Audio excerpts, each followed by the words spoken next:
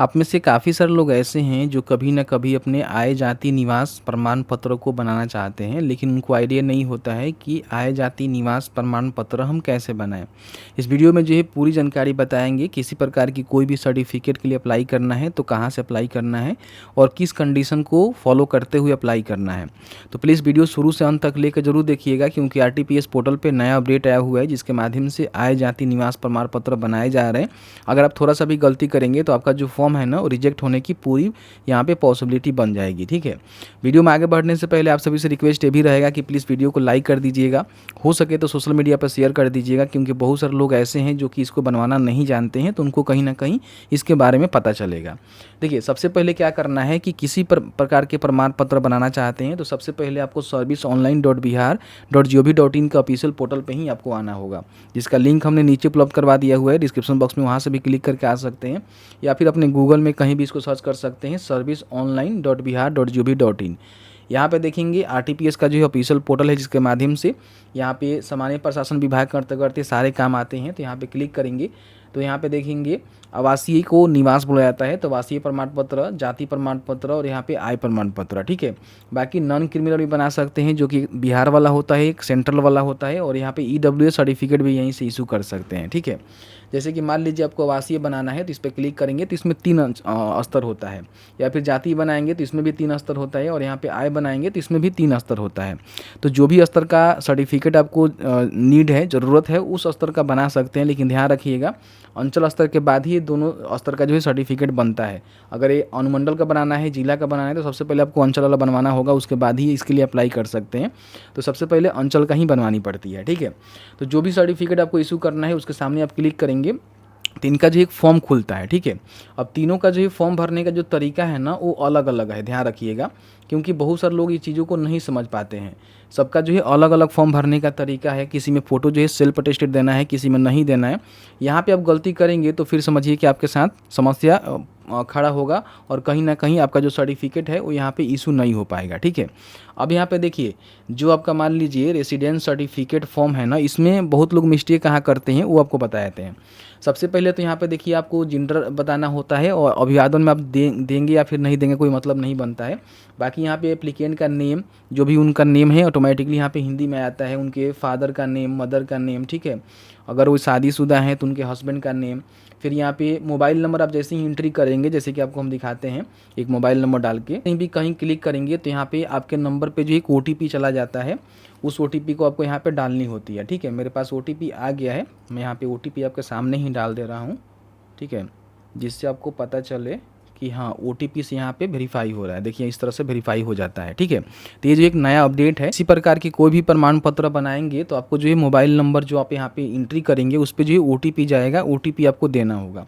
यहाँ पे कई सारे लोग क्या करते हैं कि जो आधार नंबर का यहाँ पे ऑप्शन दिया है ना, यहाँ पे आधार नंबर को डाल देते हैं, लेकिन मेरा मानना ये है कि आधार नंबर को मत दीजिएगा, क्योंकि आधार नंबर को दीजिएगा बार बार जो है सेशन टाइम आउट हो जाएगा, कोई फ़ायदा नहीं होगा। ठीक है, तो मत दीजिएगा। ठीक है, आधार कार्ड को अपलोड कर दीजिएगा, ये बेहतर तरीका है। ठीक है, बाकी यहाँ पे जो भी अपना जैसे कि पता है वो आपको देना होता है, और यहाँ पे अस्थाई अस्थाई, यहाँ पे जो है बहुत सारे लोग मिस्टेक करते हैं, अस्थाई अलग होता है और अस्थाई अलग होता है, तो उसके हिसाब से आप यहाँ पे जानकारी देके फॉर्म को सबमिट करेंगे और एक जो है वैलिड जो प्रूफ होता है उसको लगाएंगे तो आपका जो निवास है ना यहाँ से इशू हो जाएगा। लेकिन यहाँ पे जो फ़ोटो काफ़ी सारे जो एप्लीकेंट देते हैं ना वो गलती कर देते हैं। यहीं पे देखिए यहाँ बोला गया है कि आपको जो है सेल्फ अटेस्टेड फ़ोटो यहाँ पे अपलोड करना है। ध्यान रखिएगा, सेल्फ अटेस्टेड का मतलब होता है कि आपका जो भी पासपोर्ट साइज फ़ोटो है ना उस पर आपका सिग्नेचर होनी चाहिए, तो सिग्नेचर करके ही यहाँ पे अपलोड करना है। अगर विदाउट सिग्नेचर यहाँ पे फॉर्म को भरेंगे तो आपका जो आवासीय है यानी कि निवास है उसको रिजेक्ट कर दिया जाएगा, वो बनेगा ही नहीं।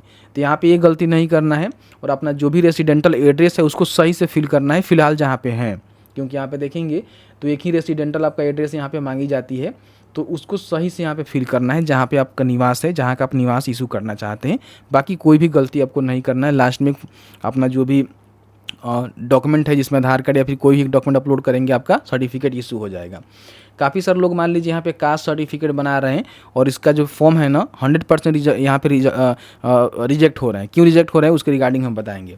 सबसे पहले यहाँ पे अपना जानकारी तो भरते ही हैं, बेसिक चीज़ें हैं। यहाँ पे मोबाइल नंबर भरिएगा तो यहाँ पे OTP जाता है, लेकिन ध्यान रखिएगा आधार नंबर आपको नहीं देना है। ठीक है, अब यहाँ पे देखिए जाति प्रमाण पत्र जो बनता है ना वो जो है जैसे कि शादीशुदा महिला के कंडीशन में उनके मायके से बनता है, उनके पिता के नाम से, पति के ससुराल से नहीं बनता है। ठीक है, तो यहाँ पे जो शादीशुदा महिलाएं हैं, अगर उसका मान लीजिए आप जाति प्रमाण पत्र इशू कर रहे हैं तो उसके मायके से अप्लाई करेंगे, उसके मायके के एड्रेस से, उसके मायके के अंचल से ही बनेगा, आपके अंचल से नहीं बनेगा, जो ससुराल वाला अंचल वहाँ से नहीं बनेगा, ध्यान रखिएगा। तो शादीशुदा जो महिला हैं उनके मायके से बनेगा, और जब भी उनका फॉर्म भरिएगा तो उनका आधार कार्ड अपलोड करिएगा, तो उसके साथ ही साथ उनके माता पिता या फिर कोई लीगल गार्जियन होगा उनके मायके के, उनके ही आधार कार्ड को एक स्कैन करके या फिर कोई अदर डॉक्यूमेंट है उसको लगा देंगे, ज़मीन का पेपर लगा देंगे तो अप्रूव हो जाता है। अब यहाँ पे देखिए, यहाँ पे अस्थाई पता अलग होता है और आपका जो है वर्तमान पता अलग होता है। ठीक है, तो दोनों जो अगर आपका सेम है तो यहाँ पे टिक करना है, अगर अलग अलग है तो अलग अलग भरेंगे। और भरते समय ध्यान रखिएगा, यहाँ पे क्या करना है कि फ़ोटो आपको सेल्फ अटेस्टेड नहीं देना है। बहुत सारे लोग जो है सेल्फ अटेस्टेड फोटो अपलोड करते हैं, जो कि सही तरीका नहीं है। ठीक है, तो ये जानकारी आपको भरना है। नीचे यहाँ पे क्या है ना कि अपना जो भी कैटेगरी है, जाति है, वो सही से सिलेक्ट नहीं करते हैं। ठीक है, तो फिर प्रॉब्लम हो जाता है। बाकी नीचे आने के बाद जो डॉक्यूमेंट आपको अपलोड करना होता है, जिसमें आप देखेंगे मोस्टली आपका आधार कार्ड ही अपलोड होता है। तो आधार कार्ड में क्या करिएगा कि अगर आपके पिता का नाम से पहले कभी जाति इशू हुआ है तो उनका जो है अटैच कर दीजिएगा, जिससे आपका जो है प्रमाण पत्र रिजेक्ट नहीं होगा। और नहीं तो आपके पास कोई ज़मीन का पेपर है उसको भी आप लगा सकते हैं एज ए प्रूफ, जिसमें जब आपका जाति मेंशन हो, आपके पूर्वज के नाम से हो सकता है या फिर आपके पापा जी के नाम से हो सकता है, तो उस रसीद को लगा दीजिएगा जो आपका आधार कार्ड अपलोड कर रहे हैं वहाँ पर, तो 110% अप्रूव होगा, रिजेक्ट नहीं होगा। समझ रहे हैं ना, इस प्रूफ आपको दे देनी चाहिए। हालांकि इन्होंने केवल आधार कार्ड ही मांगा हुआ है, लेकिन ऐसा कुछ नहीं है, उसमें लगा देंगे तो कहीं ना कहीं जल्दी आपका बनेगा, रिजेक्ट नहीं होगा। ठीक है, तो अपने पिताजी का अगर जाति है तो वो लगा दीजिए, नहीं तो आपके पास कोई ज़मीन है उसका रसीद लगा दीजिए जिसमें आपका जाति मेंशन हो। मतलब कि रसीद नहीं, जो ज़मीन का जमाबंदी पंजी होता है उसको देखिएगा ना, तो उसमें आपका जाति मेंशन होता है, तो मतलब लगा देंगे तो आपका बन जाएगा। ठीक है, और बाकी यहाँ पे जाति का सिलेक्शन बढ़िया से करिएगा, बनेगा, कोई भी दिक्कत नहीं है। बाकी आपका जो आय प्रमाण पत्र है वो तो रिजेक्ट होता नहीं है, आप चाहे कितने का भी आय बनाएंगे, जो आय वाले मतलब जो रेवेन्यू ऑफिसर हैं वो अपना आय खुद से जो है मतलब आपका आय जो है निर्धारित करते हैं और बताते हैं कितना इनका आय बनानी चाहिए। आप 1 लाख के बनाएंगे तो 1 लाख का तो बन जाएगा, 1.5 लाख का कर देते हैं, 2 लाख के कर देते हैं। लेकिन एक्चुअल में आप इस प्रकार के व्यक्ति हैं जो कि उतना ही आपका आय है, तो उसके लिए आपको प्रूफ देना होगा, फिर आपका बनेगा। अब इसमें क्या है ना कि इसमें भी देखिएगा तो यहाँ पे एड्रेस जो एक ही पूछता है, और यहाँ पे सेल्फ अटेस्टेड फोटो आपको नहीं देना। इन बातों को ध्यान रखेंगे, गलती करेंगे फिर कोई फ़ायदा नहीं होगा। मोबाइल नंबर डालेंगे तो OTP जाएगा, OTP से वेरीफाई भी करना पड़ता है। ठीक है, बाकी यहाँ पे अपना जो पेशा है और जो अपना इनकम है उसको सही से देना है। जिस प्रकार के मान लीजिए व्यक्ति हैं, जिस प्रकार का आपका फैमिली इनकम है उसके हिसाब से आपको देना है। यहाँ पे कई सारे लोग क्या करते हैं कि सरकारी सेवा में है, अच्छा खासा पैसा कमा रहे हैं, या फिर प्राइवेट सेक्टर में अच्छा खासा पैसा कमा रहे हैं, लेकिन आय अप्लाई करने जाते हैं तो 1 लाख रुपये डालते हैं। गलती है, फॉर्म आपका रिजेक्ट हो सकता है। तो इसको क्या है ना कि आपको सही इन्फॉर्मेशन यहाँ पर देनी है और उसके हिसाब से आपको प्रूफ भी दे देना है। यहाँ पे आधार कार्ड देंगे, उसके साथ ही साथ आपके पास जो भी प्रूफ है, हो सकता है कि आप BPL कार्ड धारी हैं या फिर विधवा महिला हैं, तो उसकी डॉक्यूमेंट जो आपको अटैच कर देनी चाहिए, जिससे ये लगे कि हाँ भाई ये इसका आय कम बन सकता है क्योंकि ये गरीब व्यक्ति है। ठीक है, तो ये सारी चीज़ें हैं। तो यहाँ पे इस गलती जो छोटा गलती है ना, इसीलिए जो है फॉर्म रिजेक्ट हो जाता है और कहीं ना कहीं हमारा जो प्रमाण पत्र है वो नहीं बन पाता है। बाकी अप्लाई करने का प्रोसेस आप जानते ही हैं, सारी डिटेल्स को भरना है, एक डॉक्यूमेंट आपको अटैच करना है।